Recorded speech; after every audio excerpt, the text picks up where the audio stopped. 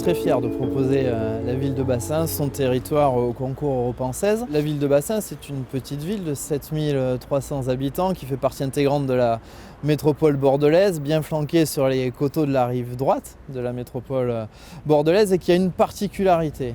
Notre ville, c'est 1000 hectares, dont 600 hectares sont dédiés à une zone industrielle-portuaire. 60% de notre territoire est dédié à l'activité économique. Et ça, en termes de traits identitaires, c'est véritablement extrêmement fort. Et au-delà de cette zone industrielle-portuaire, qui dit industrielle-portuaire dit port, nous sommes très fiers d'être une ville qui est avant tout un port.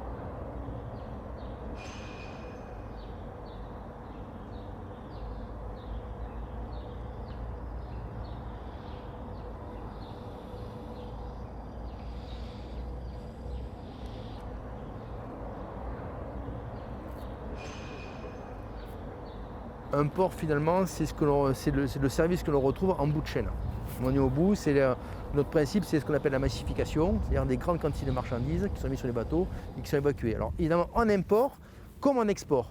Et aujourd'hui, de ce fait, il a une capacité aussi à concentrer ces maximums de marchandises pour qu'ils puissent ensuite partir vers nos clients. Cette intermodalité ne se limite pas à l'effet au ferroviaire, également à travers le fleuve. Il y a des éléments qui permettent aussi de remonter le fleuve et encore une fois de venir irriguer l'ensemble de la région. Nous sommes sur un de nos 2 sites de réparation navale. Donc c'est une forme de radoub qui mesure 250 mètres de long, 30 mètres de large, le souvenir dans les grandes lignes, 18 mètres de profondeur. Aujourd'hui, c'est un lien fort avec l'activité du fleuve. Il y a beaucoup de navires sur un fleuve et les navires peuvent travailler sur le fleuve, qui sont aussi un garagiste entre guillemets, voilà, des formes de radoub pour pouvoir s'assécher et être réparés et maintenus. En fait, il faut s'imaginer, Bassens est divisé en 2, la forme de radoub et un peu l'élément de bascule. On a ce qu'on appelle Bassens amont, là d'où on vient, où vous allez trouver la capitainerie, les remorqueurs et tout le trafic un peu multivrac. La forme de radoub qui est notre outil d'assèchement et donc de réparation navale. Et ensuite on part sur Bassens aval, où vous allez retrouver essentiellement activité conteneurs et céréales. C'est aussi toute la filière recyclage local qui vient aussi alimenter l'activité portuaire. On parle de la ferraille, on peut parler aussi de pneus broyés, de verres pilés. Voilà, donc on a ce phénomène de massification sur le port et en plus cette évacuation. Donc en effet, c'est l'économie quelque part qui est un peu circulaire. Au niveau mondial, une mise à niveau sécurité a été mise en place, une nouvelle règle, ce qu'on appelle ISPS. Et donc aujourd'hui, tous les zones portuaires doivent être fermées avec des contrôles de l'ensemble du personnel qui est sur site. C'est un élément de frustration évidemment pour la population, parce qu'ils voient de très loin quelque chose qu'ils avaient l'habitude de toucher un peu du doigt. Il y a une vieille réflexion qui est menée historiquement par la ville, un véritable choix politique de pouvoir équiper toute la zone industrielle-portuaire d'un lieu de vie adapté pour les routiers, à savoir de la restauration, des sanitaires, un lieu de détente. Parce qu'à l'heure actuelle, l'ensemble des routiers qui transitent dans la zone n'ont aucun lieu adapté pour pouvoir à la fois se doucher, se divertir et encore moins avoir des toilettes. Donc du coup, il y a une réflexion à l'heure actuelle, mais qui est menée depuis maintenant quasiment 2 décennies, entre ville, Grand Port Maritime de Bordeaux et Bordeaux Métropole, pour essayer d'arriver à imaginer un modèle économique pour pouvoir porter ce projet.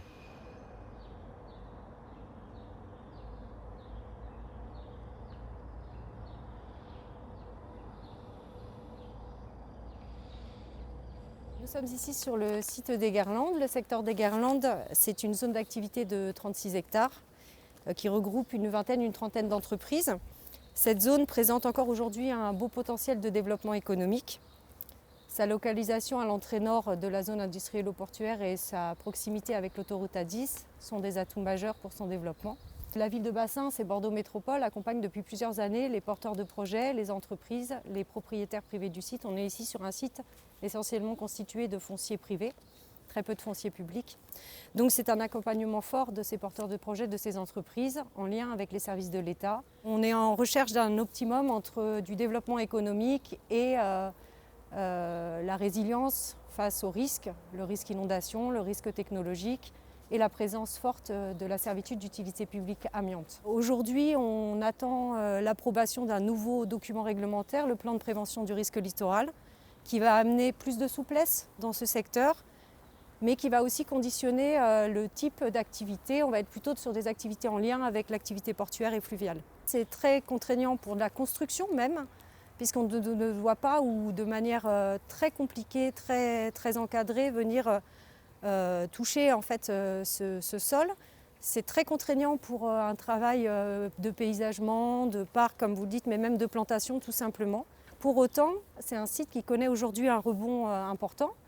Donc là, vous avez une grande friche industrielle avec des bâtiments métalliques historiques.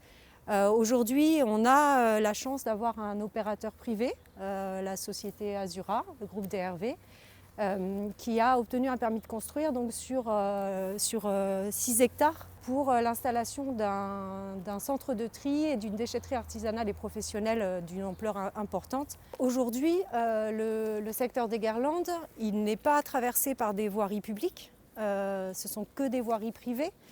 Il n'y a pas d'architecture de maillage de ce très grand site.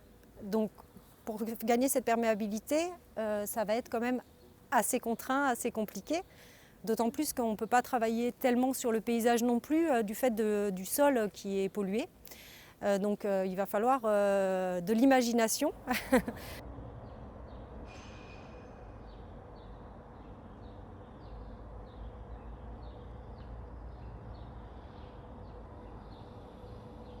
L'enjeu pour nous, ville de Bassens, ça a été de travailler depuis quelques années à l'aménagement d'un espace au nord de la zone industrielle portuaire qui s'appelle la fenêtre verte, avec pour logique d'aménager de manière assez sommaire, de laisser cet espace dans une dynamique assez naturelle pour que les bassonnets, mais pas que, aient un lieu pour apprécier le fleuve, sa proximité. Un secteur comme celui-ci, route de Saint-Louis, secteur des Guerlandes, on est à la fois à l'interface, on est encore un peu plein de Garonne, mais on va partir sur la presqu'île d'Ambès, où là il y a des problématiques de mobilité, il y a des problématiques de mise en valeur des espaces naturels, il y a des enjeux forts aussi sur ce secteur-là. C'est l'aménagement sur plus de 4,5 km d'une piste cyclable en site propre. C'est une demande ville de Bassens, mais c'est aussi une demande de l'ensemble des acteurs économiques de pouvoir cheminer d'une manière sécurisée, adaptée, que ce soit en vélo ou à pied sur les quais de Bassens. Donc ça, c'est un enjeu très important. Il y a certes un enjeu économique, mais aussi il y a des enjeux de mobilité et de mise en valeur d'un espace naturel. Là, le patrimoine, c'est qu'on est sur d'anciens vestiges de des voies ferrées aménagées par les Américains durant la Première Guerre mondiale, 1917. Donc là, donc cette fenêtre verte, c'est aussi ça, révéler un patrimoine historique qui a donné naissance au port de Bassens. Si on s'inscrit dans la logique portuaire de valorisation de Bassens, il y a une volonté aussi au niveau d'Europan de travailler à la connexion, l'interaction, Gratequina, Bassens, et l'enjeu de la logistique du dernier kilomètre ou de la logistique d'agglomération. Parce que là, on est situé rive gauche, ici on est situé rive droite. En termes d'accessibilité, il y a des connexions qui peuvent être réfléchies, appréhendées entre Bassens, Gratequina et le centre urbain de Bordeaux. Donc en gros, là, il y a un lieu vraiment de réflexion, assez créatif, autour de la nature, autour des loisirs. Les loisirs d'aujourd'hui, les loisirs de demain, en termes de mobilité, travailler sur l'écrin de verdure, comment l'intégrer au reste. Non, là, il y a vraiment un beau challenge.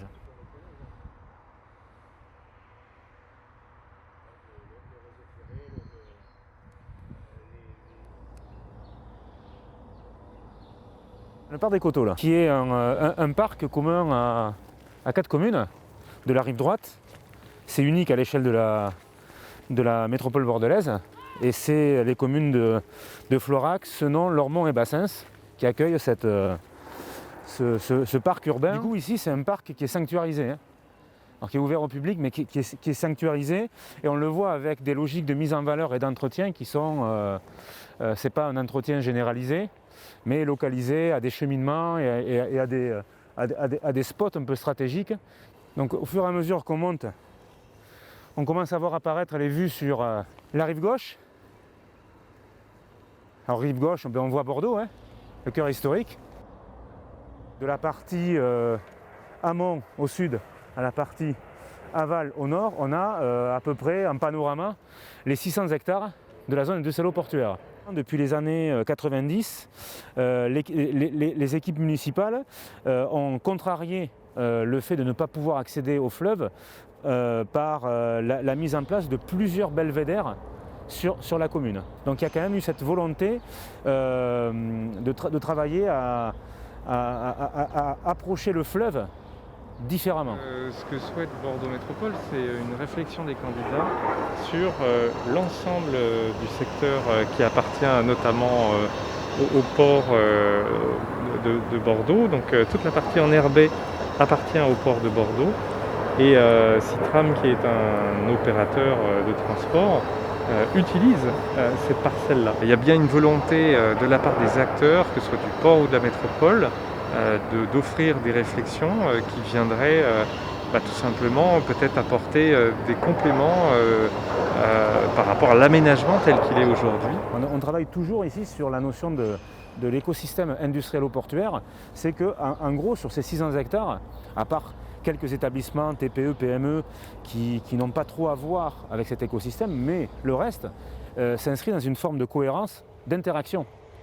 Donc le foncier portuaire, son sens, c'est d'implanter des établissements qui génèrent du trafic portuaire, qu'il y ait un effort qui soit fait à partir de l'utilisation du fleuve, parce qu'on le voit, certes il est utilisé jusqu'à Bassens en termes d'import et d'export par rapport au port et ses navires, mais ensuite toute la partie un peu plus urbaine du fleuve, elle n'est pas du tout utilisée, elle n'est pas du tout valorisée, et on sent bien que l'avenir, c'est vraiment tirer profit de cette infrastructure naturelle.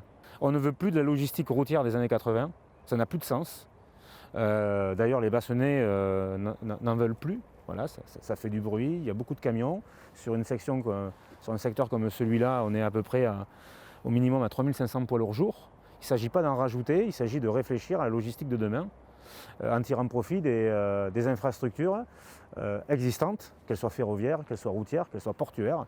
Et surtout, j'y reviens sur la problématique du fleuve qu'il va falloir intégrer dans cette logistique-là. Donc le parc des Coteaux, on sent bien le fil vert qui existe à l'échelle de la commune, et on va se servir du cheminement pour aller vers le secteur de la gare de Bassens.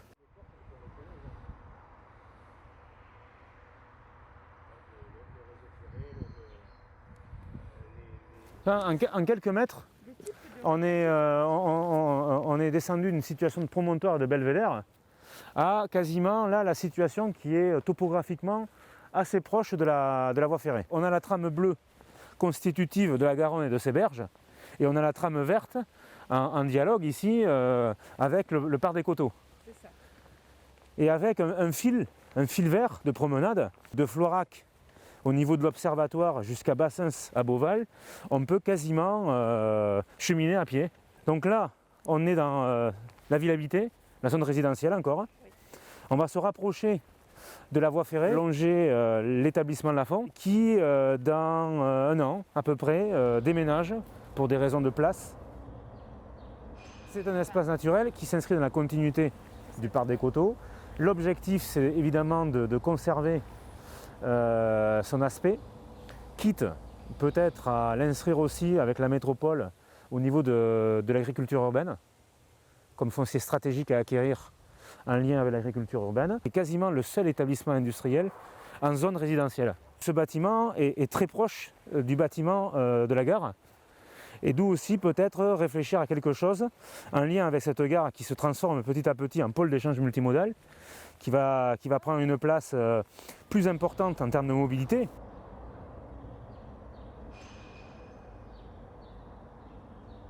Cette gare est à 6 minutes de la gare de Senon et à 9 minutes de la gare Saint-Jean. Au niveau de la commune, il y a un vrai besoin. Là, l'enjeu, c'est vraiment de retraiter tout ce parvis de la gare, de l'intégrer au bâtiment gare, parce que c'est vrai que le parvis est en propriété métropole, la gare est en propriété Gare et Connexion, SNCF. Souvent, ça dialogue peu. Donc on a travaillé sur le bâtiment, maintenant il faut travailler sur les espaces publics, il faut réorganiser tout ça, réaménager, embellir, et ensuite travailler sur la montée en puissance de la gare en termes de mobilité. Donc ce territoire, c'est un territoire qui est pour nous en matière de mobilité, la rive droite, qui est un territoire enclavé, avec en particulier le secteur de bassin, c'est tout le nord de la plaine rive droite, enclavé entre le fleuve et les coteaux. C'est un territoire marqué par les infrastructures, on le voit ici avec la gare, mais les infrastructures routières également, et puis portuaires, qui sont plus ressenties souvent comme des nuisances et qui ne sont pas assez... et qui en même temps n'apportent pas forcément l'ensemble des services puisqu'on a souvent des bouchons. Donc l'objectif, c'est effectivement de pouvoir mieux répondre aux besoins tout en ayant une politique avec une qualité d'impact environnemental maîtrisée. À la fois notre petite ville, ça peut être un fabuleux territoire d'expérimentation pour imaginer ensemble la ville de demain et dessiner, esquisser un avenir en commun, à la fois métropolitain, portuaire, municipal, et au-delà de ça, qui puisse donner beaucoup de sens aussi. C'est en tout cas moi l'ambition que je mets derrière ce concours européen, c'est faire en sorte que nous puissions bénéficier de regards venus un peu de toute l'Europe pour nous aider à dessiner un chemin collectif et en tout cas que nous puissions y donner un sens pour que les habitants puissent adhérer à ce projet d'avenir.